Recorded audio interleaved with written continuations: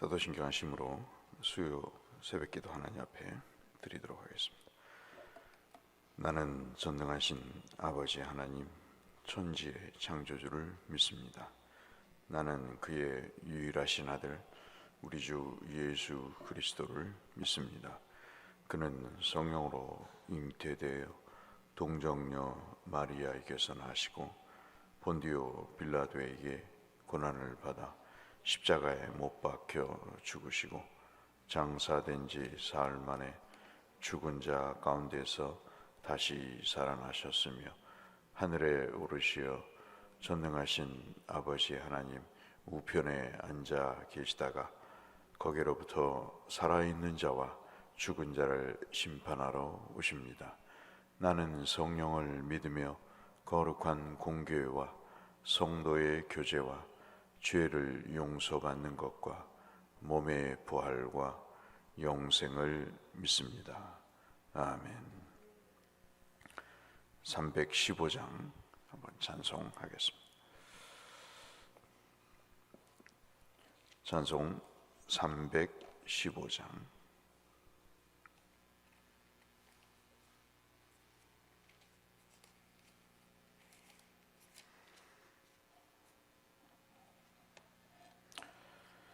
함께 찬송하겠습니다.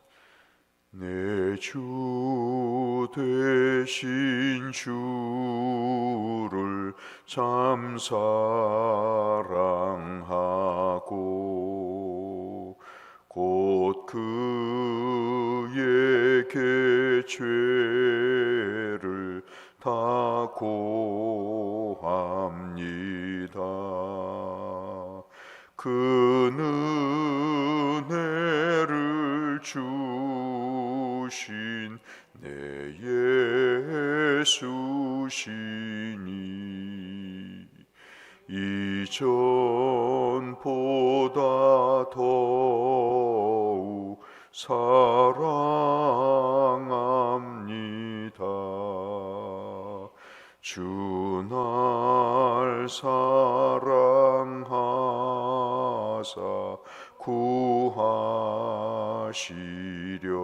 구하시려고 저 십자가 고난 당하셨도다.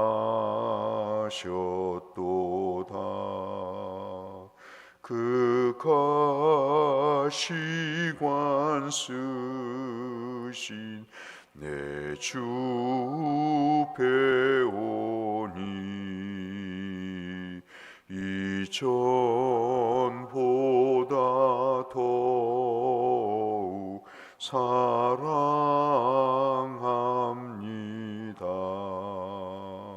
내 새 영생에 힘쓸 그 큰 의무는 주 예수의 덕을 늘 기리리라.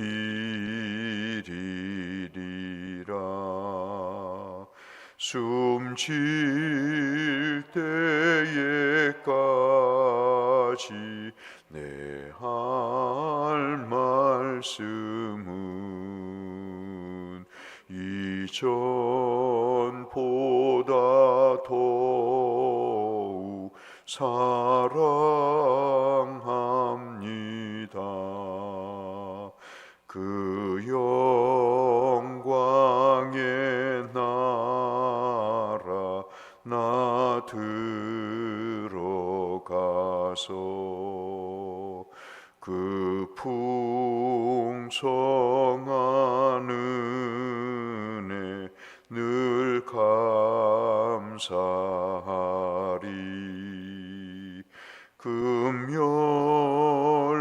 금면류관 쓰고 나 찬송할 말 이전보다 더욱 사랑합니다.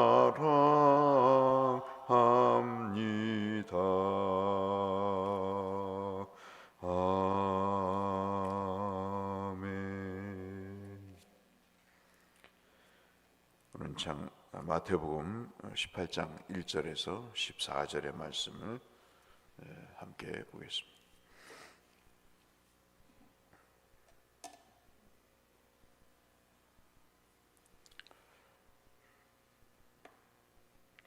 마태복음 18장 1절에서 14절의 말씀. 그때 제자들이 예수께 나와 이르되 천국에는 누가 크니이까?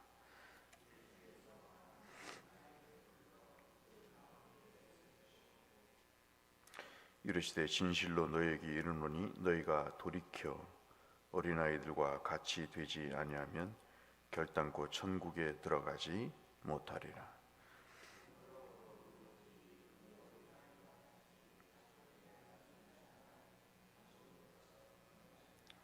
또 누구든지 내 이름으로 이런 어린아이 하나를 영접하면 곧 나를 영접함이니.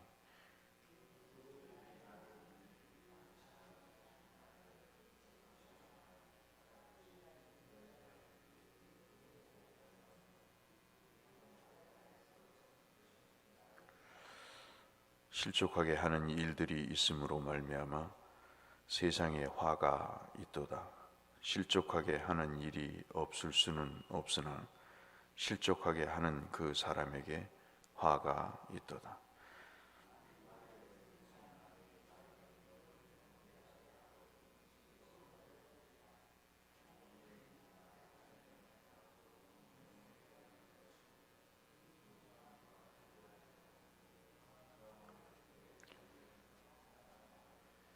만일 네 눈이 너를 범죄하게 하거든 빼어내 버리라. 한 눈으로 영생에 들어가는 것이 두 눈을 가지고 지옥불에 던져지는 것보다 나으니라.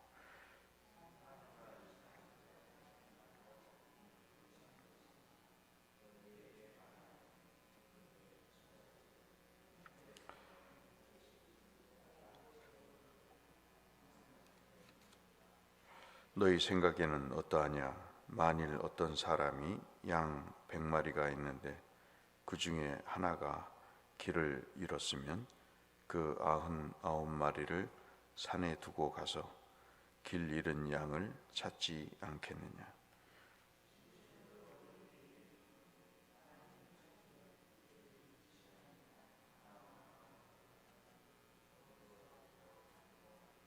함께 하실까요?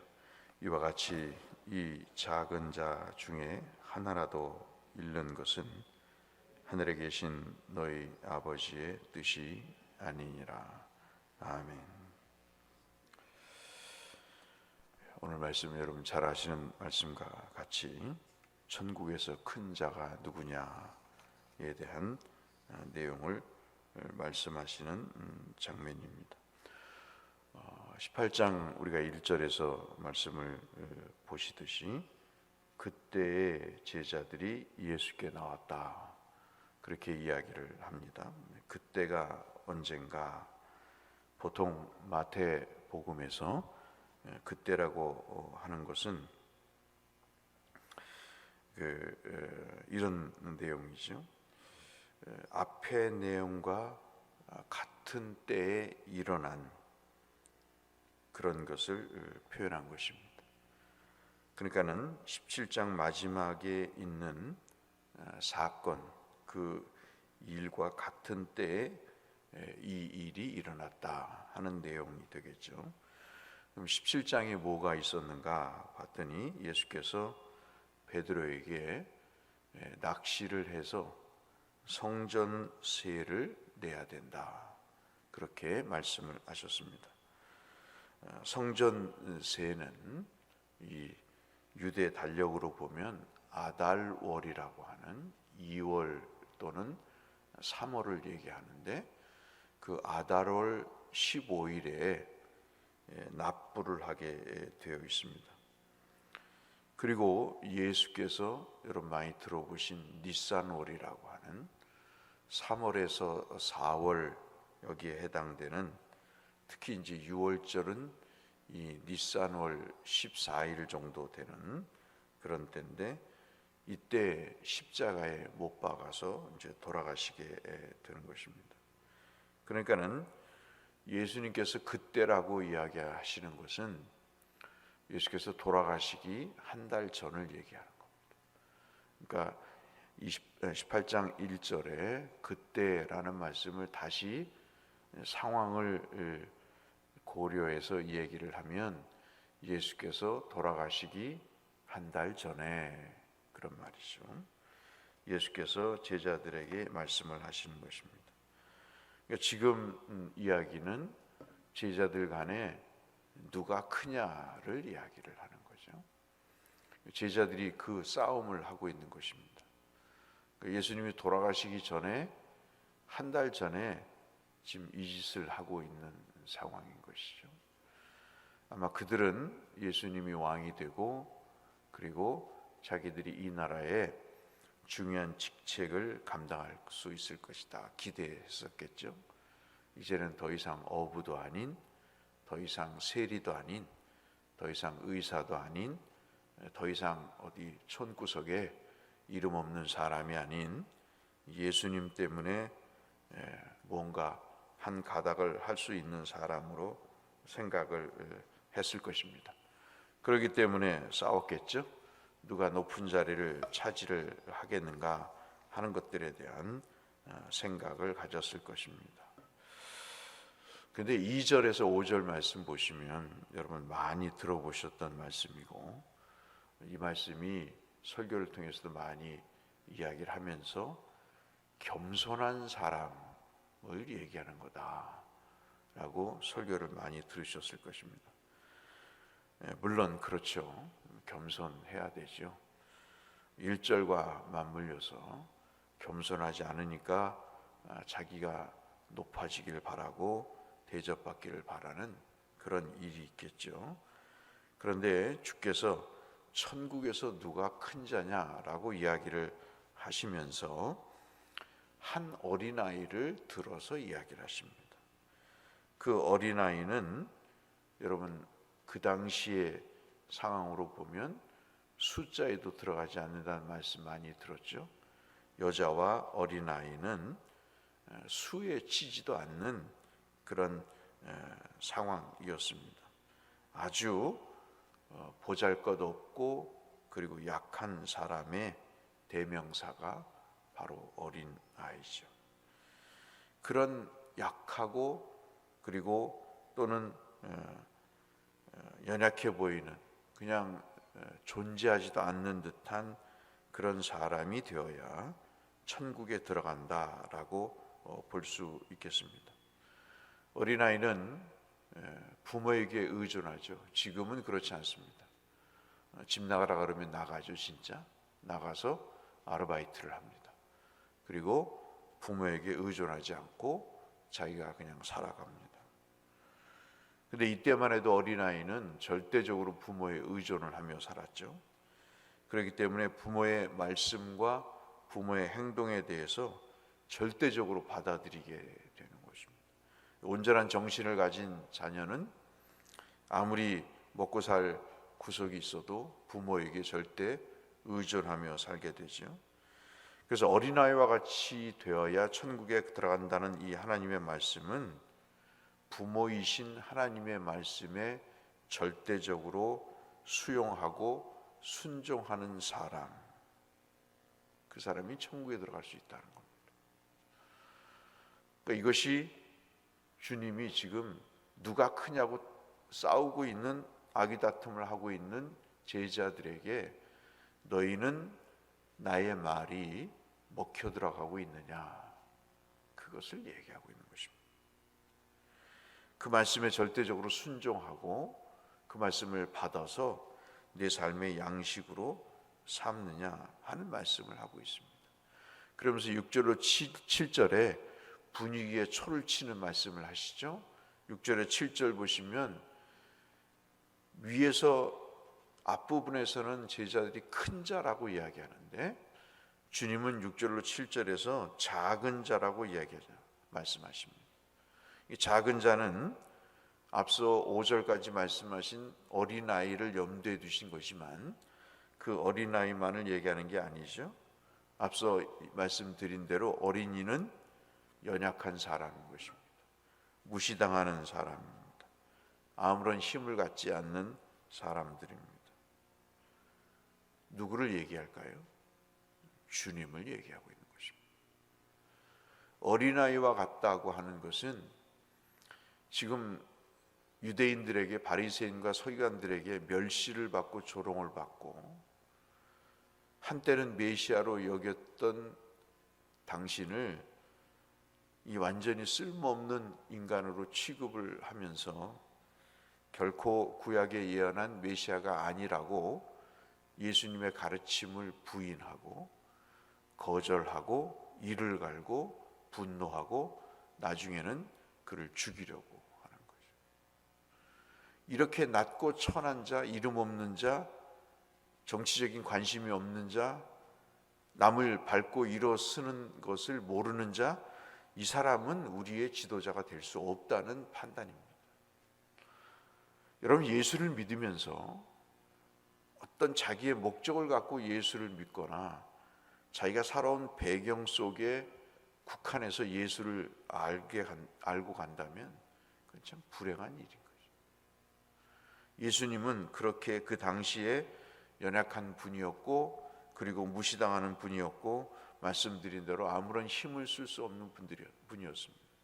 여러분, 이것을 이미 이사야 선지자가 말씀하시죠. 때려도 맞고 욕해도 그 욕을 다 들으시고 멸시와 천대를 받으셨습니다. 그 말씀을 하시면서 나는 너희에게 낮은 자로 왔는데 너희는 높은 자가 되려고 하느냐. 참, 그래서 인생을 살아봐야 되는 것이 30, 40대, 50대 아둥바둥하고 아웅다웅하며 싸웠던 것이 60만 넘어가도 별 볼 일 없는 것이다. 참 웃음이 나오고 그때 왜 그렇게 아귀다툼으로 싸웠을까 하는 생각이 드는 것은 그 순간마다 하나님이 깨닫게 하시는 은혜가 있기 때문인 것이죠. 여러분, 그래서 이 본문의 말씀의 핵심은 뭐냐면 상대방을 어떻게 이해하느냐 하는 것입니다. 여러분, 우리가 성도로서 살아가면서 말을 조심하고 행동을 조심해야 될 것은요, 경험이 많아서가 아닙니다. 경험 때문이 아니고 더 중요한 것은 상대방에 대한 인식인 거예요. 여러분, 연자 맷돌이 나오죠? 이거는 나귀가 실어 나를 수 있을 정도의 무게입니다. 그러니까 어떤 사람은 이게 거의 1톤에 가깝다 그렇게 얘기를 하는 사람도 있어요. 이 돌을 목에 매는 것도 쉽지 않은 거고, 이 돌을 목에 매고 물에 빠지면요 일어날 수가 없는 거예요. 그러니까 상대방을 실족해서 넘어뜨리면 다시는 구제가 불가능한 그런 상황인 거죠. 그래서 오늘 나누는 말씀은 하나님의 사람으로 이 땅에 살면서 상대방을 어떻게 생각하느냐, 적어 보이는 사람까지 존중하는 그것이 필요함을 이야기하고 있습니다. 그래서 12절 14절에 아예 못을 받기 위해서 한 마리의 양을 찾아 헤매시는 그러한 목자의 말씀을 하시죠. 이것은 다분히 예수님을 염두에 두신 거고 구원을 염두에 둔 거고, 주님은 잃어버린 자를 찾아오신 겁니다. 당신이 말씀하신 대로 우리와 같이 구원의 은혜가 필요하고 약하고 그리고 멸시받고 천대받는 그런 사람을 찾아오신 것입니다. 왜 99마리의 양을 두고 한 마리를 찾을까요? 그 한 마리의 양이 그 목자가 없으면 안 된다고 생각하셨기 때문인 거죠. 물도 풀도 찾아서 스스로 먹을 수 없고 살아갈 수 없기 때문에 그 양을 긍휼히 여기시는 마음으로 찾아 나서신 거죠. 한 양에 대한 소중함과 존귀함을, 그 양이라고 하는 상대를 그렇게 주님은 존귀하게 보신 것이죠. 이것은 다분히 경제적인 논리가 아니고 영혼의 가치에 대한 논리라고 볼 수 있겠습니다. 그래서 여러분 11절로 14절의 말씀은 오늘 말씀드린 대로 한 사람의 상황과 형편을 그리스도의 눈으로 바라보고 그리스도의 생각으로 공감을 하고 그리고 그리스도의 손으로 그를 만져주는 것이 필요한 상황임을 우리에게 말씀해 주고 있습니다. 오늘 많은 사람 만나시겠죠? 여러분 만나시지 않겠습니까? 그분들을 향해 우리가 어떻게 대해야 될 건가 하는 것들에 대한 생각들을 우리가 가지시면서 특별히 한 사람을 소중하게 여기며 대하는 그것이 바로 천국에서 큰 자임을 우리에게 말씀해 준다는 이 말씀을 따라서 이 세상의 자리나 이 세상의 어떤 가치를 가지고 크고자 하는 것이 아니라 예수님 같이 낮아져서 한 영혼을 살피시는 그러한 일에 믿음의 삶을 오늘 하루도 살아가시는 저와 여러분 되시기를 바라서 이 말씀을 드렸습니다. 이 믿음과 은혜가 우리 모두에게 있으시기를 주의 이름으로 축원합니다. 거룩하신 하나님 아버지, 예수께서는 사람들에게 배척을 받으셨습니다.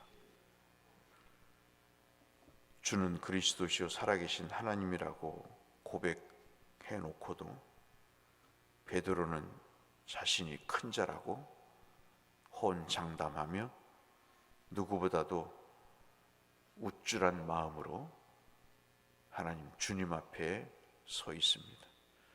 주님은 그를 향해 무슨 생각을 하셨겠을까요? 이 손바닥만한 나라에 영의정이 돼서 무엇을 하겠냐는 생각을 하셨을까요? 참 그 심령에 얼마나 안타까운 마음을 가지셨을까요? 저 베드로가 천국에 들어가야 되는데 세상에서 큰 자가 되겠다고 저렇게 소리를 지르고 아귀다툼을 하는 모습을 보고 주님은 만감이 교차했을 것 같습니다. 하나님 아버지, 주님이 이 땅에 하나님 아버지의 뜻을 받들어 오셨습니다. 낮고 천한 자로 이 세상에 오셔서 한 영혼을 사랑하고 존중하여 그를 공감하여 구원하셨습니다. 이 땅에 사는 동안 우리가 작은 자가 되어서 그렇게 남을 존중하고 사랑할 수 있는 우리가 되게 하여 주옵소서. 예수님 이름으로 기도 올려옵나이다. 아멘. 하늘에 계신 우리 아버지, 아버지의 이름을 거룩하게 하시며 아버지의 나라가 오게 하시며 아버지의 뜻이 하늘에서와 같이 땅에서도 이루어지게 하소서. 오늘 우리에게 일용할 양식을 주시고 우리가 우리에게 잘못한 사람 용서하여 준 것 같이 우리 죄를 용서하여 주시고 우리를 시험에 빠지지 않게 하시고 악에서 구하소서. 나라와 권능과 영광이 영원히 아버지의 것입니다. 아멘. 오늘 하나님의 축복 가운데 건강하시고 형통하시길 바라고 우리가 기도해야 될 연약한 분들을 위해서, 교우들을 위해서, 우리 교회와 성교사님과 나라와 민족을 위해서 함께 기도하며 나가겠습니다. 기도하시겠습니다. 아버지 하나님 감사합니다. 오늘도 우리를 깨워주시고 하나님 생명으로 호흡할 수 있게 하시고 주의 말씀 앞에 서게 하심을 아버지 감사합니다. 믿음의 주의 말씀을 따라 하나님 이 땅에서 작은 자로 살아가기를 원하시니 주의 말씀을 받아들이고 순종하며 그 말씀대로 삶으로 그 삶 속에서 만나는 사람을 그리스도의 눈과 그리스도의 마음으로 대하기를 바라는 주님의 작은 자로서의 믿음의 삶을 저희들이 살펴봤습니다. 오늘도 그러한 삶을 살 수 있도록 성령께서 우리를 촉구하시고 깨닫게 하셔서 기억나게 하셔서 주님 실행하게 하여 주옵소서.